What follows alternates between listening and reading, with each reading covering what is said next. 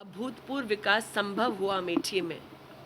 4 लाख गरीब परिवारों के शौचालय बने, 3,50,000 परिवारों को नल से जल मिला, 1.5 लाख परिवारों को जीवन में पहली बार विद्युत का कनेक्शन मिला, 1,14,000 घर बने, गरीबों के आवास बने।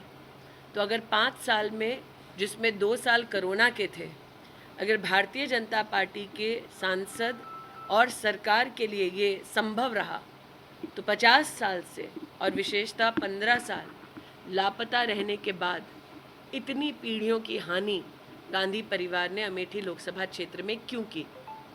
आज मैं अमेठी की जनता को नव संकल्प विकास का इसके साथ आश्वस्त करना चाहती हूँ कि प्रधानमंत्री मोदी की सरकार पुनः बनने वाली है। प्रदेश में भारतीय जनता पार्टी की सरकार है। दोनों सरकारों के मध्य में समन्वय कर हम विकास को केंद्र बिंदु बनाकर यहाँ काम करते रहेंगे। अमेठी के भारतीय जनता पार्टी के सभी कार्यकर्ताओं का पुरुषार्थ और परिश्रम, मेरे नेतृत्व का आशीर्वाद, उनका मार्गदर्शन आज अमेठी में चुनाव में वोट पड़ने से पहले ही एक इतिहास रच चुका है। और 20 मई को जब हमारे नागरिक पोलिंग बूथ पर जाएंगे, नरेंद्र मोदी जी को पुनः अपना आशीर्वाद देंगे, तब अमेठी लोकसभा क्षेत्र में एक नया इतिहास रचा जाएगा। अमेठी की जनता के प्रति मैं जितना आभार वंदन करूं उतना कम है। आज का दिन अमेठी की जनता का जीत का दिन है। रायबरेली में ये कहा जा रहा था कि इसीलिए राहुल गांधी ने चुना क्योंकि वो सेफ सीट है, लेकिन क्या आपने जो विकास किया अमेठी में, शायद ये भी वजह हो सकती है कि इसलिए वो अमेठी छोड़कर चले गए? देखिए, पिछले 3 वर्षों में मैं रायबरेली में दिशा कमेटी की अध्यक्ष रही, सोनिया जी को चेयर रही। इन 3 वर्षों में मैंने स्वयं देखा कि चाहे वो प्रशासनिक कार्य हो या रायबरेली की जनता की दरकार हो, कांग्रेस का शीर्ष नेतृत्व रायबरेली में जनता की सेवा के लिए उपस्थित नहीं था।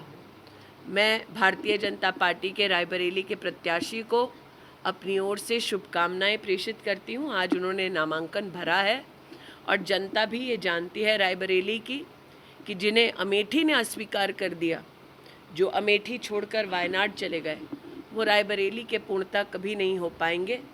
प्रश्न ये उठता है कि उन्होंने वायनाड में कहा कि वायनाड ही उनका परिवार है, तो आज रायबरेली में क्या कहेंगे? प्रधानमंत्री ने कहा कि वो वायनाड राहुल गांधी हार रहे, इसलिए सुरक्षित सीट तलाश रहे हैं, क्या कहेंगे मैम?